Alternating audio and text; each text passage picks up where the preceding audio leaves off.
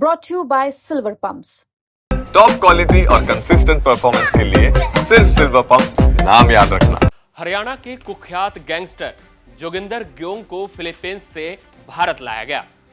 दिल्ली के इंदिरा गांधी अंतर्राष्ट्रीय हवाई अड्डे से दिल्ली पुलिस ने उसे गिरफ्तार किया, जिसके बाद उसे कैथल लाया गया, जहां कोर्ट ने उसे 10 दिनों की पुलिस रिमांड पर भेज दिया है। कौन है जोगिंदर ग्योंग और ये कैसे पहुंचा फिलीपींस, आइए हम आपको बताते हैं। नमस्कार, मैं हूं आशीष कुमार झा और आप देख रहे हैं हरियाणा तक। जोगिंदर ग्योंग कैथल के ग्योंग गांव का रहने वाला है। जोगिंदर ग्योंग का भाई सुरेंद्र ग्योंग भी बदमाश था, जिसके एनकाउंटर के बाद जोगिंदर ग्योंग बदला लेने के लिए कुछ भी करने के लिए तैयार था। जोगिंदर ग्योंग ने 19 साल की उम्र में पहला मर्डर किया था, जिसके बाद जोगिंदर ग्योंग अपराध की दुनिया में उतरता चला गया। जोगिंदर ग्योंग के खिलाफ सबसे पहला मामला कैथल में 2004 में दर्ज हुआ था। 2004 में जोगिंदर ग्योंग पर 3 अलग अलग मामला दर्ज हुआ था और आगे चलकर तीनों मामले में जोगिंदर ग्योंग बरी हो गया था। जोगिंदर ग्योंग गैंगस्टर कौशल चौधरी गिरोह का प्रमुख सदस्य है और उसका कनेक्शन आतंकवादी अर्श डल्ला और भगोड़े गैंगस्टर लकी पटियाल से जुड़ा है। अर्श डल्ला और लकी पटियाल खालिस्तान टाइगर फोर्स से जुड़ा है, जो कि भारत में प्रतिबंधित है। 2006 में जोगिंदर ग्योंग ने कैथल में एक व्यापारी की हत्या कर दी थी। प्लाईवुड विक्रेता नरेंद्र अरोड़ा से सुरेंद्र के साथ ही 50 लाख रुपए की डिमांड कर रहे थे, लेकिन नरेंद्र अरोड़ा ने पैसे देने से साफ मना कर दिया था। जिसके बाद 17 मार्च 2006 को जब नरेंद्र अरोड़ा अपना दुकान बंद करके घर वापस लौट रहे थे, तो इसी क्रम में उन पर बदमाशों ने फायरिंग कर दी, जिसमें उनकी मौत हो गई। इस हत्याकांड के बाद जोगिंदर ग्योंग फर्जी पासपोर्ट पर देश छोड़कर भाग गया और दक्षिण अफ्रीका पहुंच गया, लेकिन वहां भी वो ज्यादा दिनों तक आजाद नहीं रह सका और 2007 में उसे गिरफ्तार कर लिया गया और इस हत्याकांड के ठीक 1 साल बाद 18 मार्च 2007 को उसका प्रत्यर्पण किया गया और भारत लाया गया, जिसके बाद इस मामले में हाईकोर्ट ने जोगिंदर ग्योंग को आजीवन कारावास की सजा सुनाई। जोगिंदर ग्योंग का भाई सुरेंद्र ग्योंग भी बहुत बड़ा बदमाश था।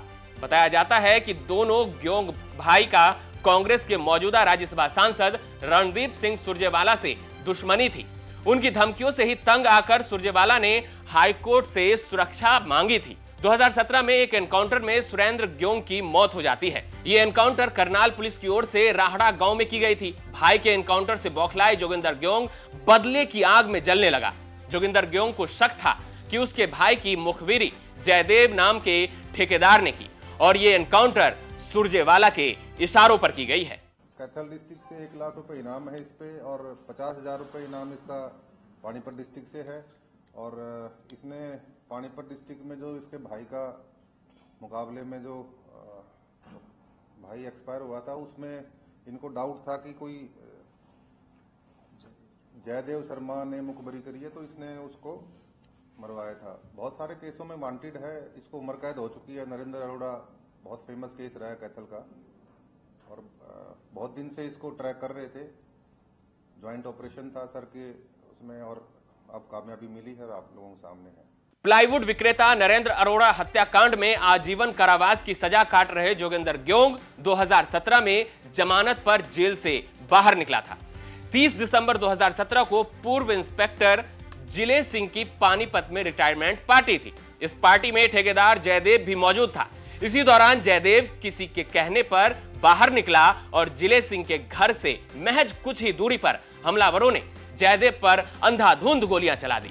इस हमले में 13 गोलियां जयदेव को लगी थी और उसकी मौके पर ही मौत हो गई थी। इस मामले में जोगिंदर सिंह पर एफआईआर दर्ज की गई थी। भाई के एनकाउंटर का बदला लेने के लिए जोगिंदर ग्योंग देश छोड़कर भाग गया और नेपाल पहुंच गया, जहां तो उसने पहले एक नेपाली लड़की से शादी की और फिर वहां से फिलीपींस भाग गया और फर्जी पहचान के जरिए वहां व्यापार कर रहा था। ये खुद और इसका भाई, जो कि एक पुलिस मुठभेड़ में एक्सचेंज ऑफ फायर में जिसकी डेथ हुई थी 2017 में हरियाणा में, वो कौशल चौधरी के एक्टिव एसोसिएट से और भागने के बाद में ये फिर से उस ग्रुप को रिवाइव करने की कोशिश कर रहा था, इसीलिए इसको यहाँ लाया गया।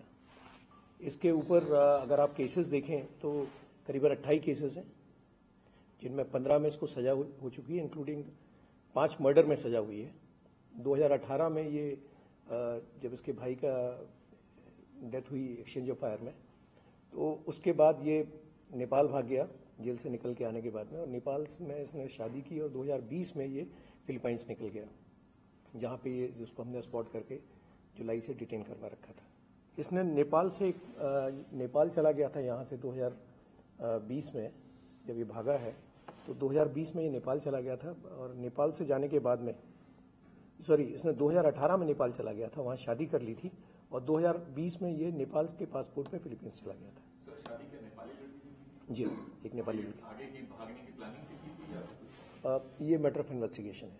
वहीं सुरेंद्र ग्योंग के एनकाउंटर के 6 महीने बाद जोगिंदर ग्योंग ने सुरजेवाला को धमकी दी थी, जिसके बाद सुरजेवाला ने हाईकोर्ट से सिक्योरिटी के लिए अपील की थी। इस धमकी को लेकर कैथल में जोगिंदर ग्योंग के खिलाफ केस दर्ज करवाई गई थी।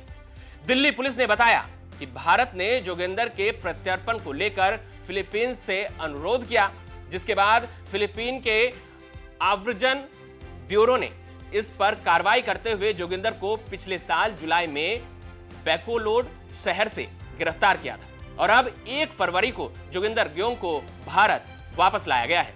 जोगिंदर ग्योंग जो कि एक बड़ा ड्रेडेड गैंगस्टर था, उसको बड़ी पेंस टेकिंग एफर्ट्स के साथ में ट्रैक किया गया था फिलीपाइंस में, और वहां से उसको डिपोर्ट करा के कल शाम को रात में लेके आए और उसकी अरेस्ट डाली गई। ये ऑपरेशन पिछले 1-1.5 साल से चल रहा था, और इसमें एक्टिव शेयरिंग ऑफ इंटेलिजेंस हुई थी दिल्ली पुलिस स्पेशल सेल और हरियाणा पुलिस के बीच में, जहां पे छोटी से छोटी चीज को एक दूसरे के साथ शेयर किया गया, इंफॉर्मेशंस को डेवलप किया गया, और फाइनली इसको स्पॉट किया गया फिलीपींस में, और फिलीपींस में इसको स्पॉट करने के बाद में जो लीगल तरीका होता है इसको लाने का वो किया गया, और फाइनली इसको कल वहां से डिपोर्ट करा के लाके इसकी अरेस्ट डाली गई। आपको बता दें, जोगिंदर ग्योंग को 15 मामलों में दोषी करार दिया जा चुका है, और उस पर 5 हत्याओं का आरोप है। इतना ही नहीं, कुछ महीने पहले जोगिंदर ग्योंग ने राष्ट्रीय जनता दल के राज्यसभा सांसद संजय यादव को व्हाट्सएप पर एक मैसेज भेजा था, जिसमें उसने 20 करोड़ की रंगदारी मांगी थी। धमकी भरे इस मैसेज को लेकर पटना में ग्योंग के खिलाफ मामला दर्ज किया गया था। आपको हमारी ये वीडियो कैसी लगी हमें कमेंट बॉक्स में जरूर बताएं, और हरियाणा से जुड़े तमाम खबरों के लिए आप देखते रहें हरियाणा तक।